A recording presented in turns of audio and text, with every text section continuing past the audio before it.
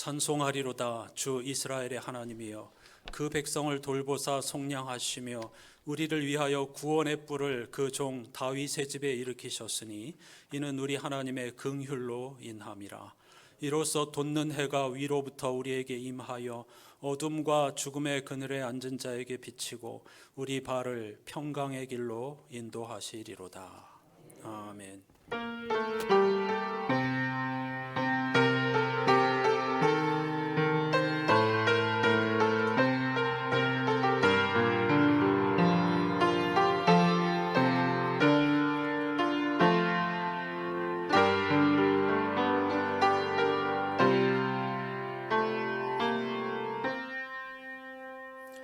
한없는 인자와 긍휼과 자비로우심으로 날마다 우리와 함께해 주시고 우리를 구원의 길로 인도해 주시는 하나님 감사합니다.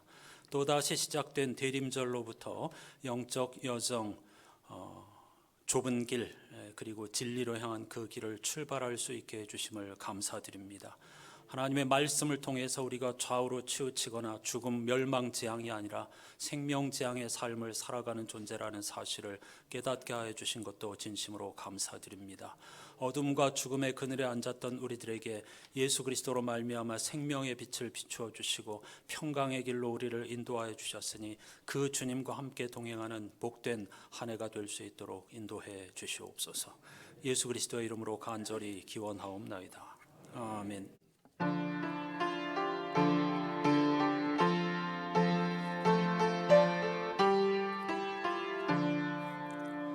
주님 앞에 떨며 서서 세상 생각 버리고 고요하게 머리 숙여 주의 은총 빌어라. 하늘 보좌 버리시고 우리 위해 오신 왕의 왕이 되신 주님, 이 세상에 오셔서 사람 몸에 나시어서 우리 주가 되셨네. 하늘 양식 넘치도록 우리에게 주시네. 하늘 천사 무리지어 행진하며 나가니 영광스런 하늘나라 참된 빛이 퍼지네. 마귀 권세 물러가고 밝은 세상 되리라.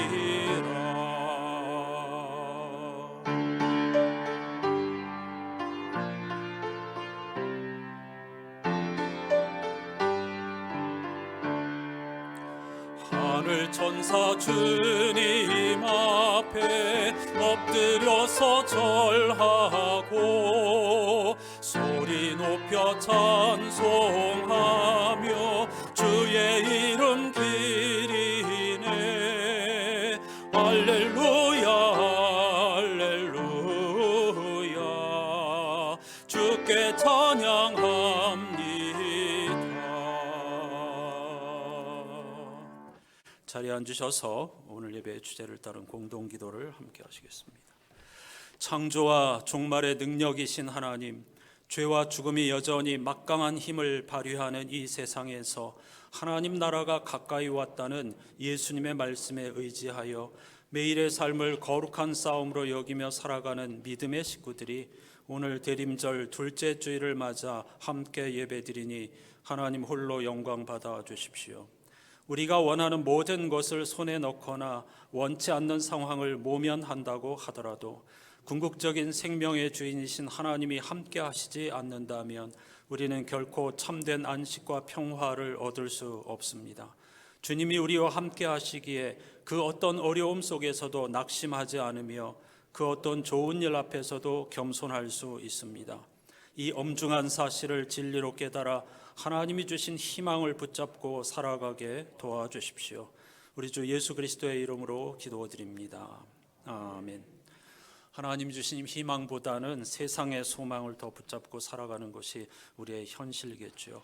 함께 우리를 긍휼히 여겨달라고 침묵으로 나아가십시다.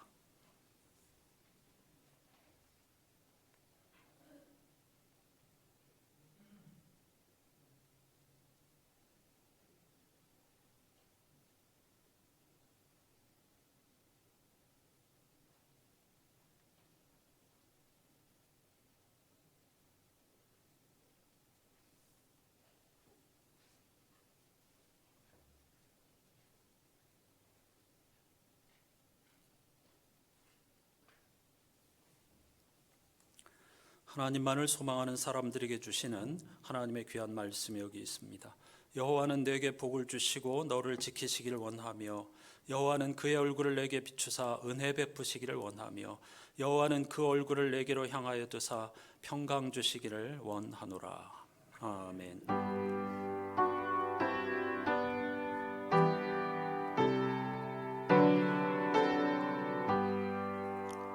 그리스도인들이 믿는 도리를 사도신경으로 함께 고백하십시다. 나는 전능하신 아버지 하나님 천지의 창조주를 믿습니다. 나는 그의 유일하신 아들 우리 주 예수 그리스도를 믿습니다. 그는 성령으로 잉태되어 동정녀 마리아에게서 나시고 본디오 빌라도에게 고난을 받아 십자가에 못 박혀 죽으시고 장사된 지 사흘 만에 죽은 자 가운데서 다시 살아나셨으며 하늘에 오르시어 전능하신 아버지 하나님 우편에 앉아 계시다가 거기로부터 살아있는 자와 죽은 자를 심판하러 오십니다.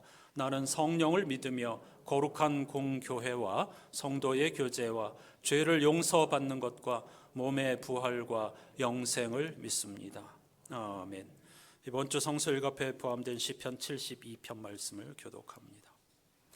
하나님이여 주의 판단력을 왕에게 주시고 주의 공의를 왕의 아들에게 주소서.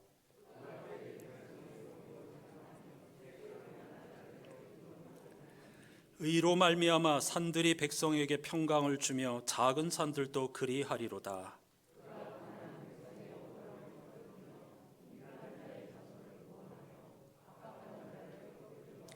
그들이 해가 있을 동안에도 주를 두려워하며 달이 있을 동안에도 대대로 그리하리로다.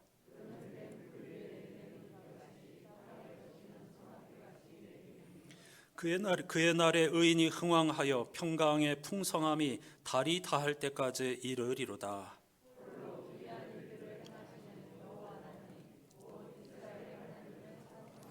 함께합니다. 그 영화로운 이름을 영원히 찬송할지어다. 온 땅에 그의 영광이 충만할지어다. 아멘. 아멘. 이 세상에 근심된 일이 많지만 주 예수의 구원의 은혜를 노래하며 하나님께 영광 돌려드리는 한 해가 되시기를 찬양하십시다.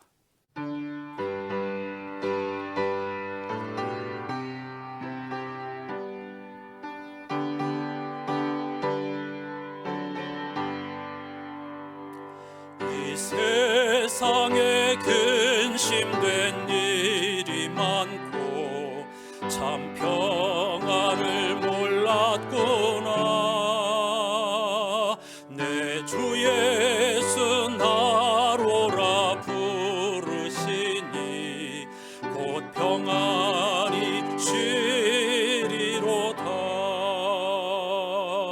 주 예수의 구원의 은혜로다. 참 기쁘고 즐겁구나. 그 은혜를 영원히 누리겠네. 곧 평안이 쉬리로다. 이 세상에 곤고한 일이 많고 참 쉬는 날 없었구나. 내 주 예수 날 사랑하시오니 곧 평안이 쉬리로다. 주 예수의 구원의 은혜로다. 참 기쁘고 즐겁구나. 그 은혜를 영원히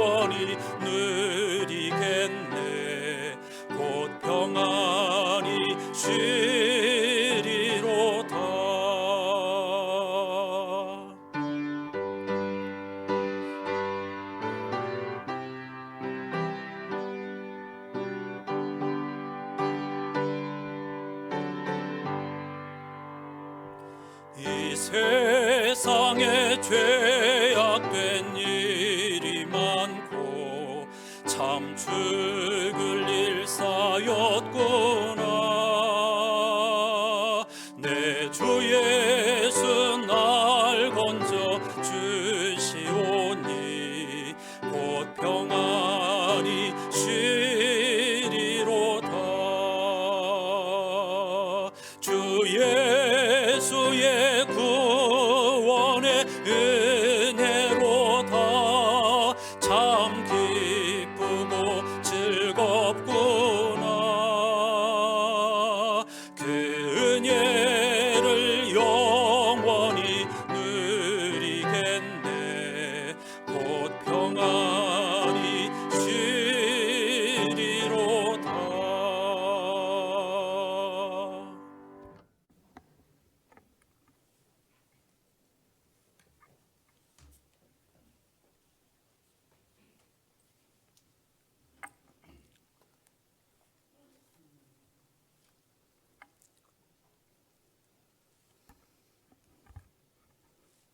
거룩하시고 은혜로우신 하나님 아버지, 세상에서 지혜의 종로로 타던 우리를 부르사 주님의 자녀 삼아주시고 이 주일을 온전히 주님께 바쳐 예배드리게 하시니 참으로 감사를 드립니다.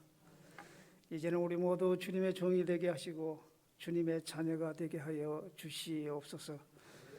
또한 하나님의 나라가 가까운 줄 알지 못하고 저희들 뜻대로 살아가는 어리석은 죄인들을 용서하여 주시옵소서. 주님의 따가 임박하였음을 알게 하시고 늘 깨어서 기도하는 믿음을 허락하여 주시옵소서. 우리가 성도의 본분을 망각하였다면 회개하고 돌이킬 수 있도록 인도하여 주시고 마지막에는 심판을 면할 수 있도록 저희들을 지켜 주시옵소서. 이 추운 겨울에 주님의 말씀을 늘 상고하며 신앙에 나태해지지 않도록 주님께서 우리 모두를 붙들어 주시옵소서. 늘 깨어서 기도함으로 주님 오실 그날을 기억하고 기다릴 수 있도록 지혜를 허락하여 주시옵소서. 그리하여 슬기로운 다섯 처녀와 같이 지혜롭게 등불을 준비하여 신랑 되시는 예수님과 함께 혼인잔치에 들어갈 수 있도록 우리 모두를 축복하여 주시옵소서.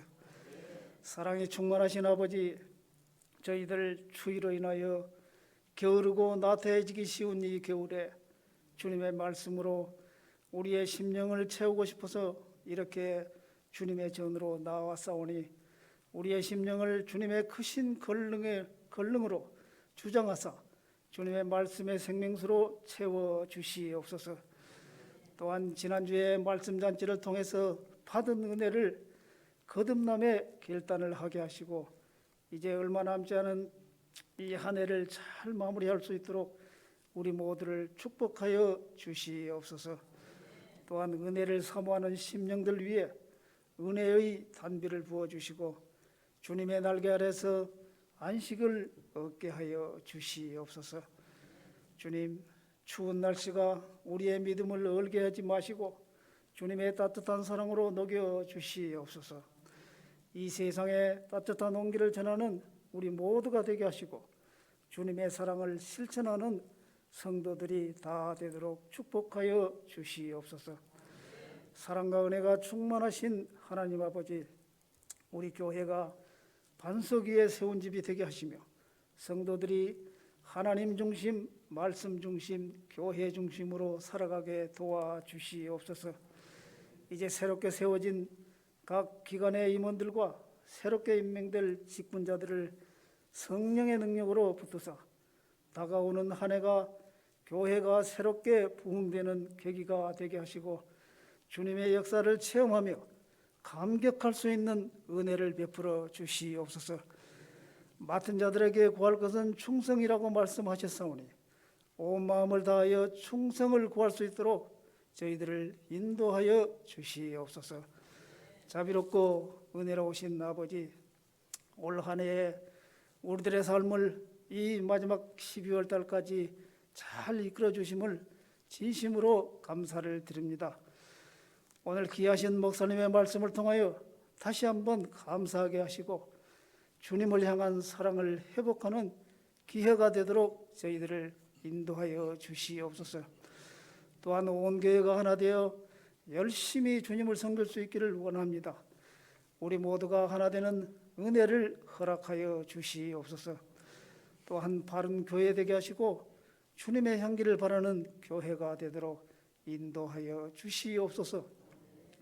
끝으로 우리 성도님들 중에 영육이 연약한 식구들이 있습니다. 주님의 사랑이 필요합니다. 주님의 권능의 손길이 필요합니다.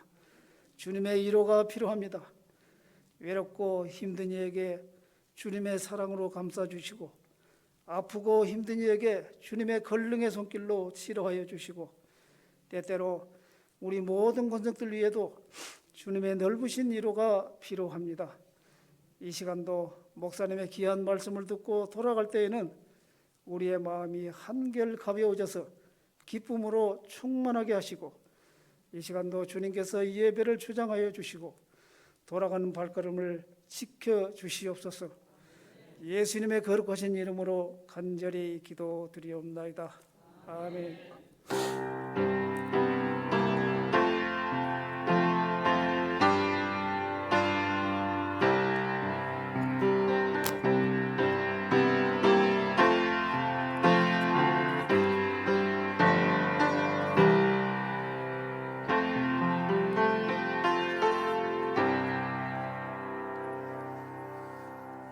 이제 모두 자리에서 일어나셔서 오늘 우리에게 주시는 하나님의 말씀을 경청하겠습니다. 대림절 두 번째 주일에 주시는 하나님의 말씀은 신약성서 로마서 15장 4절과 13절입니다. 오늘은 공동 번역 개정으로 읽겠습니다. 성서 말씀은 모두 우리에게 교훈을 주려고 기록된 것입니다. 그래서 우리는 성서에서 인내를 배우고 격려를 받아서 희망을 가지게 됩니다. 아무쪼록 희망을 주시는 하느님께서 믿음에서 오는 온갖 즐거움과 평화를 여러분에게 가득히 안겨주시고 성령의 힘으로 희망이 여러분에게 넘쳐 흐르게 하여 주시기를 빕니다. 아멘. 자리에 앉으시기 바랍니다. 대림절을 맞아서 오늘 영상으로 함께할 찬양은 찬송가 104장 곧 오소서 임마누엘입니다.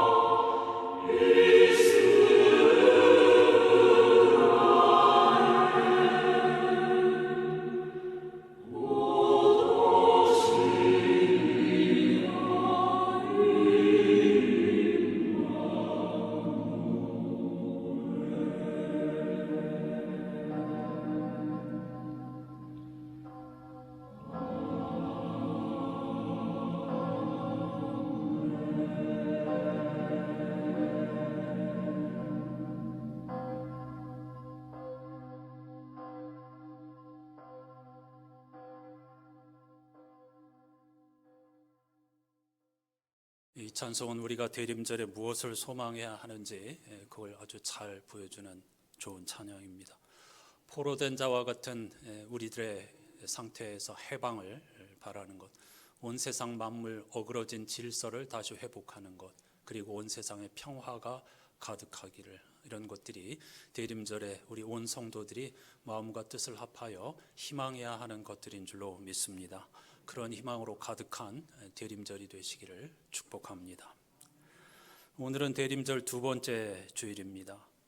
온 세상의 교회가 전통적으로 대림절을 교회력의 첫 번째 절기로 지켜왔다는 것은 기독교 신앙의 핵심이 기다림 혹은 희망이라는 사실을 가리킵니다. 매우 중요한 것이지요. 그럼 그리스도인들은 무엇을 기다리며 무엇을 희망하는 사람들일까요? 그건 바로 하나님 나라입니다. 하나님이 다스리시는 세상, 하나님의 뜻이 펼쳐지는 세상 말이죠. 이 하나님의 나라, 하나님이 주인 되시는 세상, 하나님의 뜻이 펼쳐지는 세상에 관심이 없다면 그는 그리스도인이라고 할 수가 없을 것입니다. 따라서 우리가 하나님 나라를 갈망한다는 것은 주님께서 가르치신 기도처럼 하나님의 나라가 땅에서도 이루어지기를 희망한다는 뜻입니다. 이단 사이비의 하나님 나라가 이 땅을 외면하고 벗어나는 것이라면 우리의 하나님 나라는 그분이 바라시는 구원과 평화가 이루어지는 세상입니다. 그러니까 우리가 하나님 나라를 갈망한다는 것은 정말 우리 가정에, 우리 삶에, 우리가 살아가는 모든 공동체에 하나님이 바라시는 정의와 공평이 이루어지는 그런 세상을 희망하고 그런 세상을 위해서 땀 흘려 애쓰고 노력하고 기도한다는 의미입니다. 바울은 오늘 본문에서 하나님이 우리에게 성서를 주신 것은 한마디로 하면 희망을 단단히 붙잡게 하기 위함이다, 이렇게 말하고 있습니다. 이제부터 제2독서를 읽으면서 한 걸음씩 더 들어가 보겠습니다. 성서 일과표 제2독서 로마서 15장, 로마서의 결론 부분이라고도 할 수 있는 매우 중요한 말씀인데요.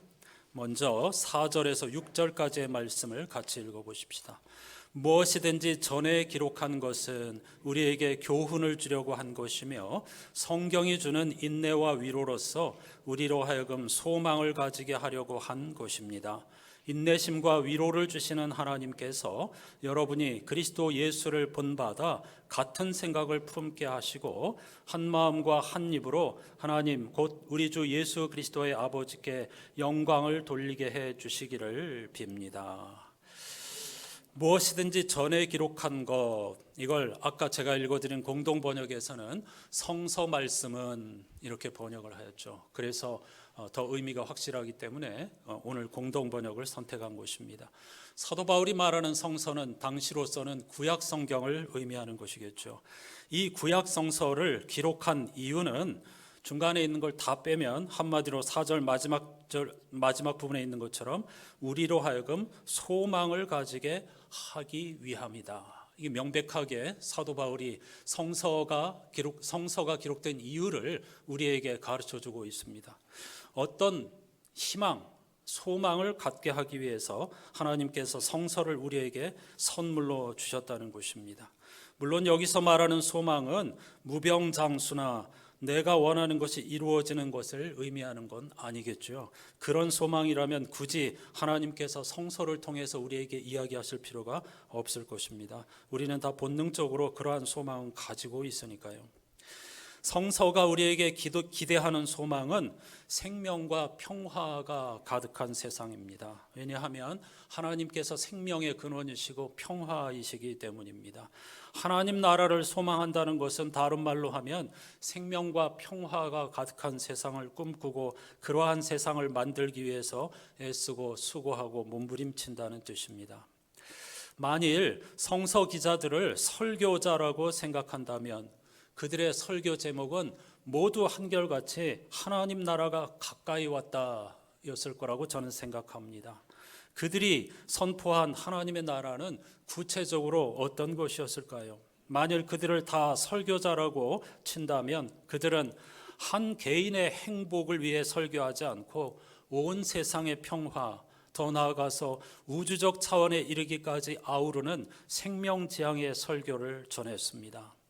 그들은 청중을 죄책감에 사로잡히게 하는 설교가 아니라 해방하는 설교를 전했습니다. 그들은 전쟁과 대립을 부추기는 것이 아니라 평화와 상생으로 나아가자고 설교했습니다. 그들은 사회적 약자를 차별하고 배제하는 데 앞장설 것이 아니라 그들을 하나님 나라의 가족으로 받아들여야 한다고 설교했습니다. 그들은 생산과 소비를 자극함으로써 생태를 허물어 버리는 게 아니라 지속 가능한 살림으로 나아가자고 설교하였습니다. 그들은 신자유주의가 요구하는 극단적인 경쟁력을 부추기는 대신 오히려 양극화를 극복하고 경제 정의에 근거한 공정한 사회를 꿈꾸자고 설교하였습니다. 그들이 설교한 것들이 바로 구체적인 하나님 나라입니다. 우리가 꿈꿔야 하는 세상, 그리고 노력해야 하는 세상이 바로 그런 것들이죠. 바울도 역시 그런 설교자 중 하나였습니다. 4절에서 성서를 기록한 목적이 우리에게 하나님 나라에 대한 소망을 갖게 하기 위함이라고 분명히 이야기한 다음에 5절과 6절은 로마 교회를 위한 사도 바울의 간절한 기도입니다. 하나님께서 교우들이 같은 생각을 품게 하시고 한 마음과 한 입으로 하나님께 영광을 돌리게 해주시기를 비는 그의 기도에서 당시 로마 교회 안에 무언가 큰 갈등이 있었음을 짐작할 수가 있습니다. 그러니까 성도들이 한 마음 한 뜻 되게 해달라고, 한 입으로 하나님께 영광을 올려드리게 해달라고 기도했겠지요. 그들이 직면한 갈등은 믿음이 강한 사람들과 약한 사람들 사이에 벌어진 일이었습니다.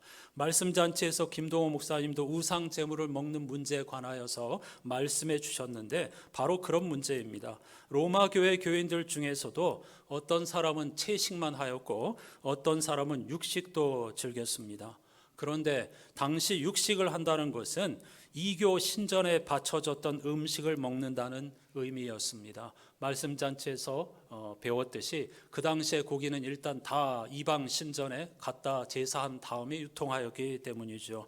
따라서 믿음이 좋은 사람은 그것이라 하더라도, 이방 신전에 갔다 온 고기라 하더라도 하나님의 선물인데 그게 무슨 문제가 되느냐 하고 육식을 하였지만, 믿음이 약한 사람은 그러한 육식을 꺼림칙하게 생각하였습니다. 그래서 바울은 먹는 자는 먹지 않는 자를 업신여기지 말고 먹지 않는 자는 먹는 자를 비판하지 말라고 했던 것이죠. 당시 로마 교회에서는, 물론 로마 교회만이 아니고 모든 초대교회의 공통된 문제였는데, 이런 문제가 매우 심각해서 공동체를 위태롭게 할 정도였던 것 같습니다. 똑같이 예수 그리스도의 복음 안에서 사는 사람들이라면서 이런 먹을거리 문제 하나로 서로 대립하고 반목하는 모습에서 인간의 연약함과 한계를 보게 됩니다. 사도 바울은 이런 문제가 충고를 통해서 해결되는 게 아니라는 것을 잘 알고 있었기에 하나님의 도우심을 간절히 요청하고 있는 것입니다. 이어지는 바울의 권면에 귀를 기울여 보십시다. 다 연결되는 것인데요. 먼저 7절 말씀만 읽어보겠습니다. 그러므로 그리스도께서 하나님의 영광을 드러내시려고 여러분을 받아들이신 것과 같이 여러분도 서로 받아들이십시오. 자, 그러므로라고 하는 것은 위에서 말한 그런 그 로마 교회들의 지금 갈등, 반목, 이런 현실에서 그리스도께서 하나님의 영광을 드러내시려고 우리를 받아들여 주셨던 것처럼 여러분도 생각이 다른 서로를 받아들여야 한다. 서로 두 팔 벌려 받아들이십시오. 이렇게 권면하고 있는 것이죠. 왜 그래야 하는지 그 이유를 바울은 8절에서 12절까지 말씀을 통해서 좀 더 구체적으로 설명하고 있습니다. 8절에서 12절까지 말씀을 읽읍시다. 내가 말하는 것은 이러합니다. 그리스도께서는 하나님의 진실하심을 드러내시려고 할례를 받은 사람의 종이 되셨으니 그것은 하나님께서 조상에게 주신 약속들을 확증하시고 이방 사람들도 긍휼히 여기심을 받아서 하나님께 영광을 돌리게 하시려고 한 것입니다. 기록된 바 그러므로 내가 이방 사람들 가운데서 주님께 찬양을 드리며 주님의 이름을 찬미합니다 한 것과 같습니다. 또 이방 사람들아 주님의 백성과 함께 즐거워하여라 하였으며 또 모든 이방 사람들은 주님을 찬양하여라 모든 백성들아 주님을 찬양하여라 하였습니다. 그리고 이사야가 말하기를 이새의 뿌리에서 싹이 나서 이방 사람을 다스릴 이가 일어날 것이니 이방 사람은 그에게 소망을 둘 것이다 하였습니다. 아멘. 바울은 자신의 주장에 대한 성서적 근거를 제시하기 위해서 구약 성서를 4차례 잇따라 인용하고 있는데 10절과 11절에 큰 따옴표 안에 있는 내용이 그것입니다.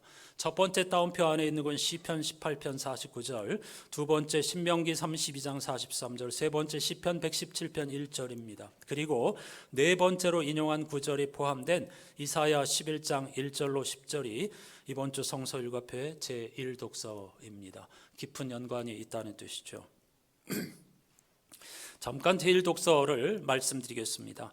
고대 이스라엘은 이집트 문명과 메소포타미아 문명 사이에 끼어 있었습니다. 이집트라고 하는 제국과 북쪽 아시리아, 북동쪽의 바벨론 제국 그 틈바구니에 끼어 있었다는 뜻입니다. 언제나 이스라엘은 이런 열강의 세력 틈바구니에서 생존이 위태로운 민족이었습니다. 예언자 이사야는 기원전 8세기 무서운 기세로 주변의 작은 나라를 합병해가는 아시리아 제국 그리고 바벨론 제국을 하나님께서 반드시 무너뜨리실 것이라고 선포하였습니다. 이것은 역사의 주관자가 하나님이시라는 선언이었습니다. 이사야의 이런 생각은 기도만 하면 모든 일이 원하는 대로 이루어질 것이라는 막연한 기대나 근거 없는 확신이 아닙니다. 사람들은 이사야의 예언을 비웃었겠지만 하나님이 누구이신지를 알고 경험하고 믿는 데서 오는 영적인 통찰이자 확고한 기다림이었습니다. 아무나 이런 기다림의 삶을 살 수는 없겠죠. 그러나 우리들도 이사야와 같은 이런 깨어있음과 영적 통찰을 간절히 사모해야 할 줄로 믿습니다. 이사야에게 하나님은 홀로 역사를 주관하시는 하나님입니다. 이사야는 하나님이 어떻게 세상을 통치하시는지를 설명합니다. 이사야 11장 제1독서를 보면 다윗 왕의 아버지인 이새의 가문에서 새로운 인물이 태어나고 그에게 하나님의 영이 임한답니다. 그는 여호와를 경외하는 것으로 즐거워하고 눈에 보이는 대로 심판하지 않으며 귀에 들리는 대로 판단하지 않는답니다. 한마디로 말씀드리면 그는 세상의 기준으로 사람을 판단하지 않는다는 뜻입니다. 대신 공의와 정의로 가난한 자를 심판하며 정직으로 세상의 겸손한 자를 판단하게 될 것이라고 선언하였습니다. 이사야의 선포를 이해하려면 그가 꿈꾼 새로운 세상이 무엇인지를 먼저 알아야 합니다. 다른 사람들이 감히 생각하지 못했던 세상입니다. 이사야가 꿈꾸는 새로운 세상은 제국의 힘으로, 권력으로, 무기로 서로 싸우고 파괴하는 일이 없는 세상입니다. 이런 세상을 6절 이하에서 그림처럼 묘사했습니다. 유명한 구절들인데요. 이리가 어린 양과 함께 살며 사자가 소처럼 풀을 먹고 젖 먹는 아이가 독사의 구멍 곁에서 장난하고 서로 해치거나 파괴하는 일이 없는 세상 말입니다. 여러분은 이사야의 이 꿈, 이사야의 비전을 어떻게 생각하십니까? 이사야가 꿈꾼 세상은 완벽한 평화가 실현된 세상입니다. 그래서 현실이 아니라 동화에서나 가능한 나라가 아닙니까? 하지만 그의 거룩한 상상력이 인류 역사에서 실현되지 못했다고 해서 오늘날 우리에게 무의미한 것이 결코 아닙니다. 오히려 이사야의 이러한 통찰과 꿈은 우리의 영혼을 깨우는 외침입니다. 모든 사람들이 외면할 때에 적어도 하나님이 역사의 주인이시며 창조주이심을 믿는 사람들이라면 이사야와 같은 이러한 평화 세상을 불가능한 것으로 여길 것이 아니라 끝까지 이 평화 세상을 갈망하면서 애쓰고 수고하는 삶을 살아야 한다는 것입니다. 이사야가 꿈꾼 세상은 사람으로서는 가능하지 않은 세상, 그런 평화를 하나님께서 이루신다는 약속이자 희망이었습니다. 우리에게는 당연히 불가능합니다. 우리를 바라보니까 불가능하다고 생각합니다. 하지만 이사야에게는 하나님께는 가능한 꿈이었고 하나님에게만 가능한 세상이었습니다. 그래서 그는 하나님을 신뢰하면서 이러한 평화로운 세상을 꿈꾸었던 것입니다. 우리도 마찬가지입니다. 무엇을 소망하십니까? 나 자신을 보거나 인간 세상을 바라본다면 아무런 이런 꿈을 꿀 수가 없습니다. 불가능한 일이지요. 하지만 하나님께는 가능한 일입니다. 그래서 하나님의 전능하심과 능력을 의지하면서 우리는 끝까지 하나님 말씀이 우리에게 부여하기를 원하시는 소망을 향하여 한 걸음씩 금년에도 앞으로 나아가야 할 줄로 믿습니다. 하지만 우리는 이런 약속보다는 당장 눈에 보이는 것에만 매달립니다. 마음으로는 원하지만 몸이 따라주질 않습니다. 그렇게 사는 우리 자신의 연약함을 일단 인정하고 하나님 앞에 그대로 내어놓아야 합니다. 다만 한 해의 삶을 하나님께서 우리에게 기회로 주셨는데 그러한 자리에 머물러 있지 말고 작은 발걸음이나마 앞으로 더 깊은 곳으로 내디뎌야 하겠습니다. 신앙적으로나 인격적으로 한 해의 삶을 하나님께서 선물로 주셨는데 조금씩이라도 성서가 우리에게 기대하는 소망을 향하여 한 걸음씩 나아가야 하지 않겠습니까? 그런 성숙은 억지로 또는 자동으로 되는 것이 아닙니다. 그럼 어떻게 해야 할까요? 이사야가 들려주는 대답이 있습니다. 제1독서 가운데에 9절 말씀만 같이 읽어보겠습니다. 이사야 11장 9절 말씀입니다. 함께 하시죠. 나의 거룩한 산 모든 곳에서 서로 해치거나 파괴하는 일이 없다.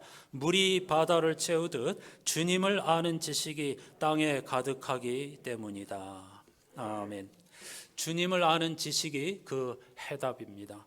주님이 누구신지 알게 될 때에 점점 더 올바르게 점점 더 깊이 있게 주님이 어떤 분이신지 알게 될 때에 우리는 싫어도 인격적으로 그리고 신앙적으로 조금이라도 성숙해질 수 있다는 것입니다.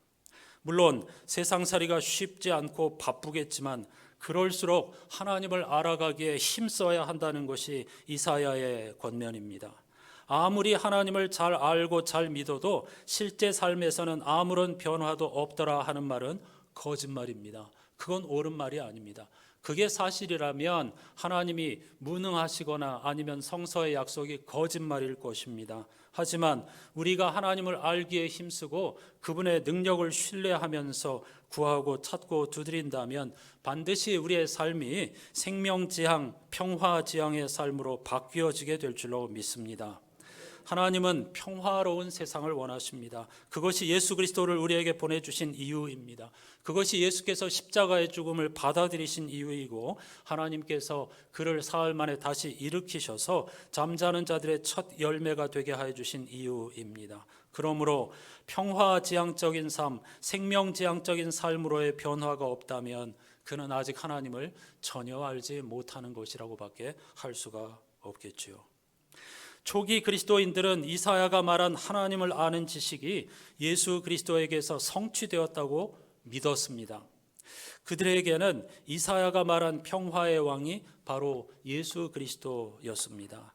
이 세상과 우리의 삶이 평화롭지 못한 이유는 서로 옳고 그름을 따지기 때문입니다. 그런데 성서는 인간이 도토리 키재기 하듯이 옳고 그름을 따지는 것이 바로 죄라고 이야기합니다. 조금 전에 읽은 9절 말씀에서 하나님의 거룩한 나라에서는 서로 해치거나 파괴하는 일이 없을 거라고 했습니다. 해치거나 파괴하는 일이 바로 시시비비를 가리는 것입니다. 옳고 그름을 가리는 것입니다. 인간 세상은 이런 데 혈안이 되어 있습니다. 오늘 우리 사회는 옳고 그름을 가리기 위해서 서로 끝까지 서로를 죽이는 데까지 싸움을 싸우고 있습니다. 이게 바로 세상 나라입니다. 얼마나 불행한 일입니까? 옳고 그름을 가린다고 하는 것은 결코 해결될 수 없는 문제입니다. 물론 정의로운 사회를 꿈꿔야 하죠. 그러나 그것과 지금 이사야가 말하는 옳고 그름을 따지지 않아야 된다는 것은 전혀 차원이 다른 문제입니다. 구원의 차원에서는 우리가 서로 내가 옳고 네가 틀렸다라고 하는 차원의 시시비비를 가리는 것이 전혀 쓸모없는 일이라는 뜻입니다. 우리는 예수 그리스도의 십자가 그리고 부활의 은혜로 구원받은 사람들입니다. 육식을 하든 채식을 하든 서로를 존중하면서 하나님의 영광을 위해 살아가면 되는 것입니다. 그런데 그걸 이방인과 유대인들이 서로 시시비비를 가리기 위해서 싸우고 있었기 때문에 교회가 커다란 어려움을 만나게 됐던 것입니다. 다시 본문으로 돌아가면 이 바울이 인용한 네 성구에서 공통되는 단어가 있는데 그건 바로 이방인이라는 단어입니다. 이방인들도 유대인들과 마찬가지로 하나님께 영광을 돌리게 될 거라는 말씀입니다. 그들도 하나님의 백성이라는 거죠. 하지만 당시 유대 사람들에게 이사야가 꿈꾼 젖먹이 아이와 독사가 서로 어울리는 장면처럼 유대인과 이방인이 서로 어울려 함께 살아가는 삶은 혁명적인 발상이었습니다. 그러기에 바울은 또다시 자신의 말이 아닌, 자신의 권면이 아닌 하나님의 능력을 의지할 수밖에 없었습니다. 그래서 그는 또다시 이렇게 기도합니다. 로마서 15장 13절 마지막 절, 그의 기도를 함께 읽어보시겠습니다.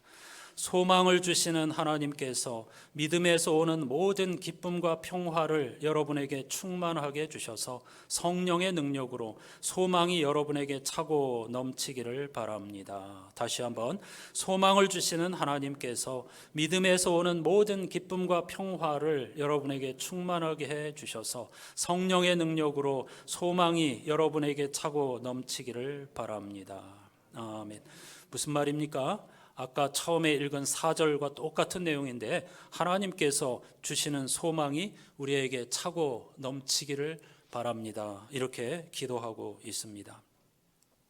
이제 우리는 바울이 갈등을 겪고 있던 로마 교회 교우들을 향해서 소망의 하나님이 그들에게 소망을 가득 부어주시기를 기도하는 이유를 알게 되었습니다. 그것은 예수 그리스도만이 우리의 갈등과 분열로부터 우리를 해방하여 주실 수 있는 분이기 때문입니다. 그런데 이것을 모르는 성도들은 없지만 문제는 이것이 우리의 삶 속에 실질적으로 느껴지지 않는다는 데에 있습니다. 십자가와 부활, 죄와 죽음으로부터의 구원이라는 말이 사실 그다지 실감이 나지 않죠. 믿습니다 하고 고백은 하지만 그게 실제로 다가오는지는 다른 문제입니다. 따라서 바울도 그러한 소망이 저절로 주어지거나 우리의 노력으로 얻을 수 있는 것이 아니라고 말하고 있습니다. 4절에서는 인내와 성경의 위로를 통해서 주어진다고 했고 13절에서는 성령의 능력을 통해서 그 소망이 우리에게 주어지기를 간절히 기도하고 있습니다. 그의 말은 다음과 같은 뜻입니다. 우여곡절이 많겠으나 구도자적인 태도로 신앙생활에 정진한다면 예수 그리스도를 통한 영적 만족이 무엇인지를 조금씩 경험하게 될 것이며 따라서 하나님께서 우리에게 주시는 소망을 경험하게 될 것이라는 뜻입니다. 우리 그리스도인들에게 이보다 더 귀한 경험이 무엇이겠습니까? 이보다 더 급하게 필요한 것이 무엇이겠습니까? 만약에 하나님 나라에 대한 소망보다 더 급한 것이 있다면, 더 중요한 것이 있다면 우리가 굳이 여기에 있을 필요가 어디에 있겠습니까? 지금 우리는 예수 그리스도의 초림과 재림 사이의 중간 시기를 살고 있습니다. 아마도 그 중간쯤의 끄트머리에 있겠죠. 예수 그리스도의 다시 오심을 기다린다는 말은 곧 창조와 구원의 완성을 소망한다는 뜻입니다. 그런데 이 중간 시기의 특징은 불안입니다. 절대적인 평화를 가리키는 예수 그리스도에 대한 소망이 여전히 모호하게 느껴지기도 합니다. 우리가 사는 세상은 한없이 혼란스럽기만 합니다. 하지만 용기를 잃지 마십시오.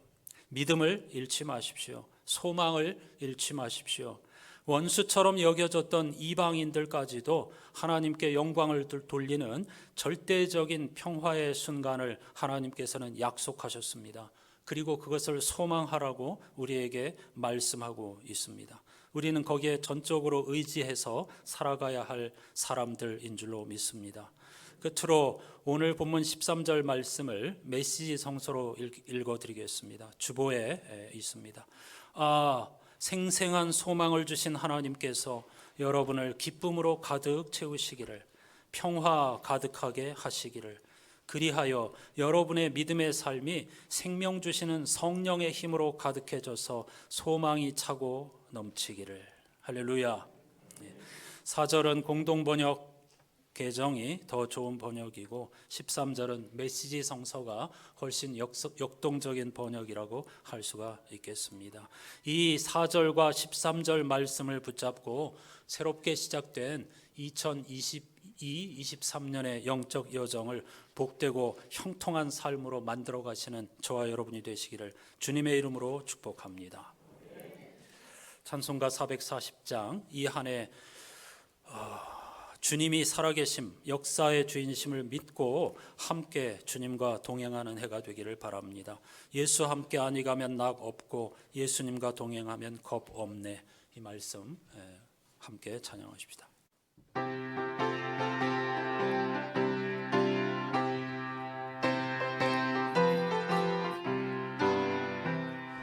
어디든지 예수 나를 이끌면 어디든지 예수 함께 가려네.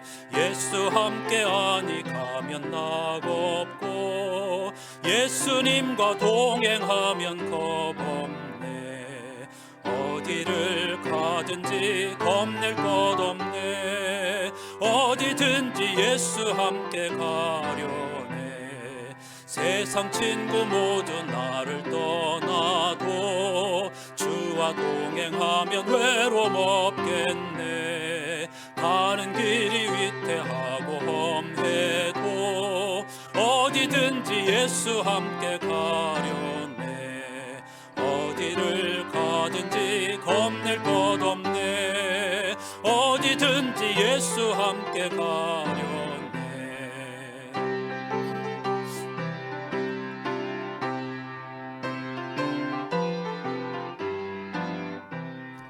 어두운 그늘 나를 애워쌀 때에 주가 함께 계심 믿고 자려네. 죽은 후에 천국에서 깨어나 예수 함께 길이 살리라.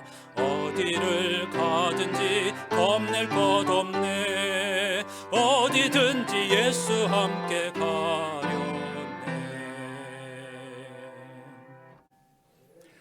말씀잔치에서 김도호 목사님 그 경험 한 가지 굉장히 마음에 와 닿았습니다. 암 수술을 하러 수술실로 들어가기 전에 아내에게 잘 다녀올게 이렇게 인사한 다음에 하나님 다녀오겠습니다 이렇게 기도했는데 순간 하나님께서 뭘 다녀와? 내가 너랑 같이 갈 건데 이런 깨달음을 주셨다는 거죠. 제가 여러분들에게 문자 보내드릴 때마다 언제 어디서나 샬롬 이렇게 하나님이 언제 어디서나 우리와 함께 하신다는 뜻이죠. 그렇게 설교하고 그렇게 믿으면서도 저도 습관적으로 출근할 때 하나님 다녀오겠습니다 이렇게 인사하곤 했었는데 이 굉장히 우리의 진짜 그 삶과 믿음이 따로 놀고 있구나 그런 거 생각하면서 참 부끄러웠습니다. 이제 하나님 다녀오겠습니다 하지 말고 어디든지 주님이 우리와 함께 하신다는 사실을 항상 기억하면서 초막이나 궁궐이나 평화를 누리시기를 축복합니다. 그런 제목으로 기도하십시다. 1년 동안 어디를 가든지 주님이 우리와 함께 하신다는 사실, 하나님 나라에 대한 소망을 우리의 첫 번째 인생 순위로 삼지 않으면 우리는 그리스도인이라고 말할 수 없다는 사실, 이 1년 동안에 하나님의 나라에 대한 소망이 가득 넘치고 깊어지게 해주십시오. 다 같이 기도하십시다. 하나님 아버지 감사합니다. 오늘도 귀한 주일을 허락하여 주시고 대림절 우리가 바라야 할 소망이 하나님의 나라뿐이라고 하는 사실을 하나님 우리에게 가르쳐 주시니 진심으로 감사드립니다. 그런데 하나님의 나라란 우리와 관계없는 저 하늘 꼭대기에 있는 어떤 영토가 아니라 하나님이 주인 되시는 세상, 하나님이 바라시는 하나님의 뜻이 펼쳐지는 세상, 그러한 뜻대로 움직여가는 세상이 바로 하나님의 나라입니다. 잘못 알고 있는 사람들은 세상으로부터 도피하여서 하나님의 나라를 갈망하지만 우리는 이 땅이 하늘에서 이루어진 것처럼 하나님의 뜻이 이루어지는 세상이 되기를 갈망하는 성도들입니다. 그것이야말로 하나님의 뜻이 아니고 무엇이겠습니까? 그런데 우리가 바라는 하나님 나라에 대한 소망은 바로 평화가 가득하고 생명지향적인 그러한 삶입니다. 이 세상은 죽음지향적으로 가고 있다는 사실을 하나님 절대 부정할 수가 없습니다. 모두가 발전과 성과 그리고 노력과 경쟁에 매몰되어 있지만 그러나 그 끝은 죽음이라고 하는 것을 우리는 잘 알고 있습니다. 이런 인간의 도토리 키재기와 같은 방법으로 우리는 결코 평화를 이룰 수가 없고 정의를 달성할 수 없고 법치를 달성할 수 없고 구원과 해방을 경험할 수가 없습니다. 이런 전쟁과 다툼은 결국은 끝까지 죽는 때까지 서로를 밀고 나갈 뿐입니다. 주여 우리를 긍휼히 여겨 주옵소서. 우리를 불쌍히 여겨 주시옵소서. 또 한 번에 맞이하는 이 대림절 동안에 진정 우리가 바라야 할 소망은 하나님 나라이며 주님의 뜻이 이루어지는 세상이라고 하는 것을 깊이 깨닫게 도와주시고 이 나라가 이사야가 꿈꾼 것처럼 우리 눈에는 불가능해 보이지만 하나님께는 가능하고 하나님만이 이루실 수 있다는 사실을 굳게 신뢰하면서 그 나라를 갈망하게 도와주시고 비록 작은 자이지만은 정원사 동산지기의 심정으로 나의 삶의 자리에서 이 하나님의 긍휼과 자비와 은총과 정의가 실현되는 세상을 만들어가고 꿈꾸는 우리들 한 사람 한 사람 다 될 수 있도록 인도해 주시옵소서. 이번 대림절을 통해서 정말 우리의 소망이 하나님의 나라에 붙잡히게 도와주시고 사도 바울의 간절한 기도처럼 하나님께서 우리에게 주는 그 소망을 얻어가는 한 해가 될 수 있도록 주님 은혜를 베풀어 주시옵소서.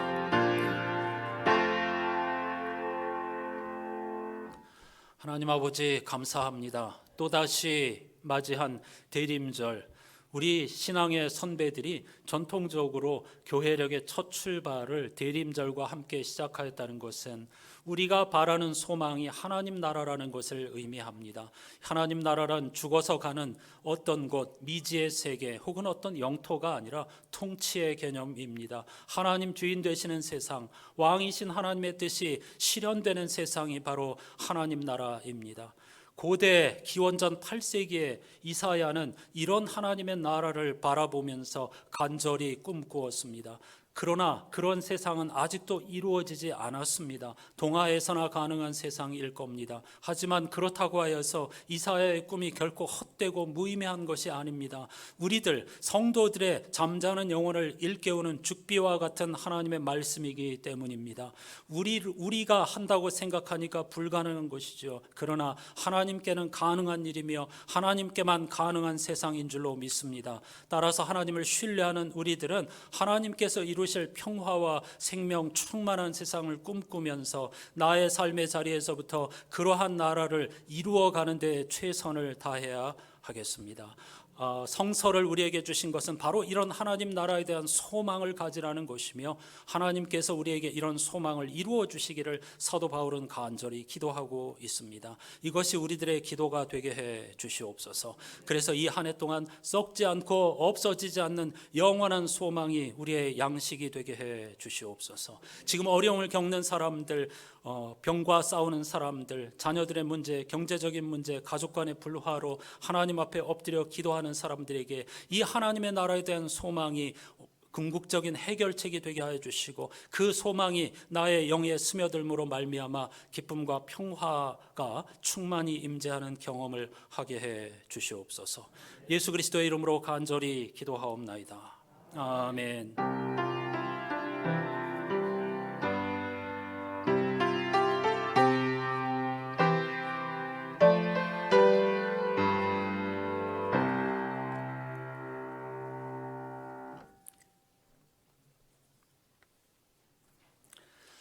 우리 이렇게 인사하십시다. 생활 속에서 꼭 깨닫고 실천하기를 바라는 마음으로 하나님이 언제 어디서나 우리와 함께 하십니다. 이제 다녀오겠습니다 하지 마십시오.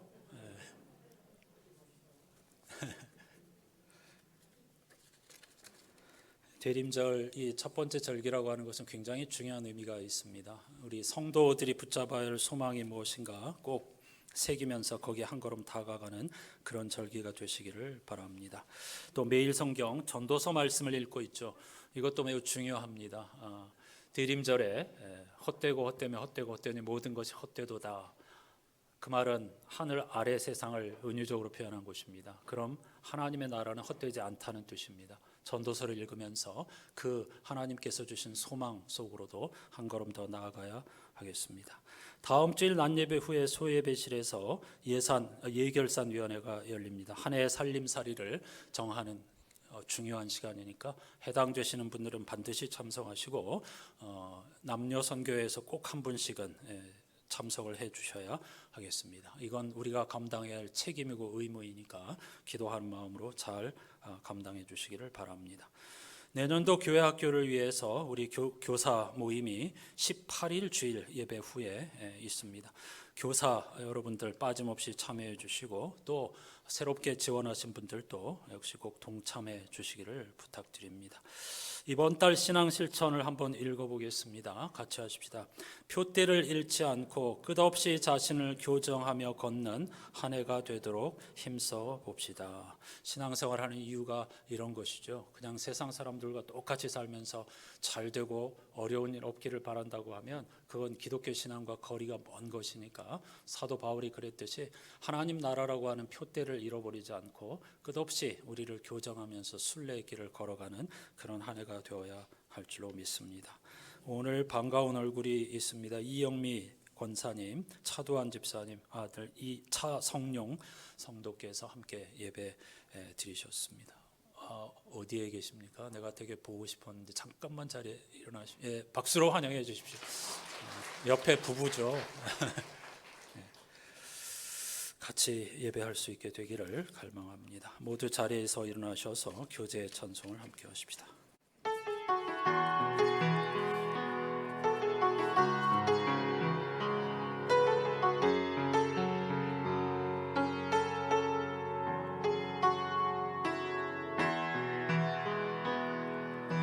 이 세상을 살아가는 동안에 나의 힘을 의지할 수 없으니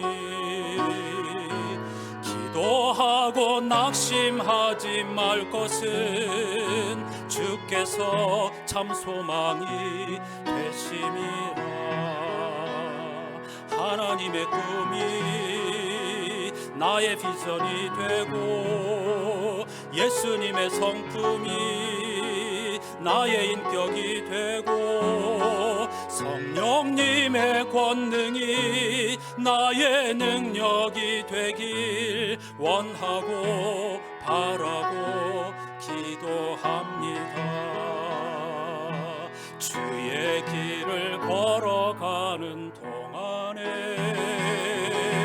세상의 것 의지할 수 없으니 감사하고 낙심하지 말 것은 주께서 참 기쁨이 되심이라. 손을 들고 하나님의 꿈이 나의 비전이 되고 예수님의 성품이 나의 인격이 되고 성령님의 권능이 나의 능력이 되길 원하고 바라고 기도합니다. 원하고 바라고 기도합니다.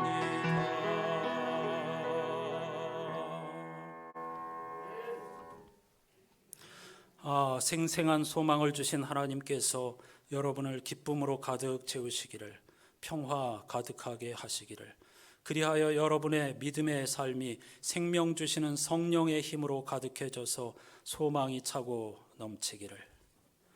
우리 구주 예수 그리스도의 은혜와 하나님 아버지의 사랑과 성령님의 말로 닿을 수 없는 탄식과 교제가 하나님만을 소망으로 삼고 그 하나님이 기뻐하시는 세상이 나의 삶에 이 땅에 이루어지기를 간절히 갈망하며 땀 흘려 기도하고 애쓰고 수고하여 평화 세상, 생명 지향의 세상을 꿈꾸는 모든 예배자들의 삶의 자리에 영원히 함께해 주시옵기를 간절히 축원하옵나이다. 아멘.